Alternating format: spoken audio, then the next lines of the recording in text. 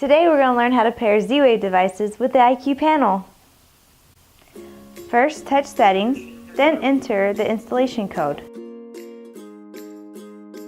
Then touch Installation, then you're going to touch Home Control Devices. This is the Home Control Devices screen. You can add a Z-Wave device, edit, clear, delete, or delete all Z-Wave devices from your panel at once. If you're going to add a brand new Z-Wave device, you're going to use the Add Device feature. To add a new device, touch the pair button and the panel will automatically start searching for new devices. There are lots of Z-Wave devices on the market, but they all have one thing in common. They all have a pair or learn button. With the kwikset lock, the pairing button is in the left corner.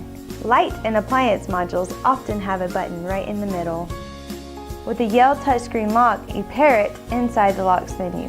On a device like the smart socket, the pairing button is on the bottom.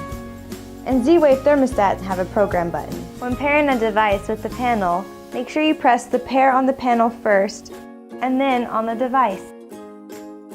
Once the panel finds the device, it will appear on the screen. The panel is smart enough to know what type of device has been paired.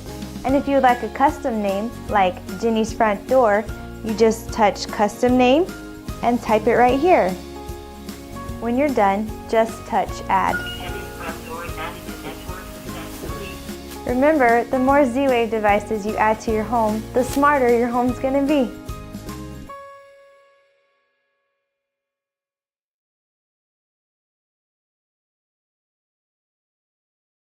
Today, we're going to learn how to pair an IQ.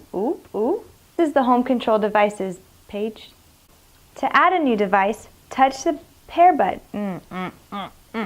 Pair button. It's a button, right? Or is this a button? And then the panel will automatically search for a new device. Yeah. I forgot what that was called. Here we go. Inside the locks menu. Inside the locks menu. Inside the locks menu. With a Yell touchscreen lock, you pair it with... Why? What? Nah! I had to breathe. Okay.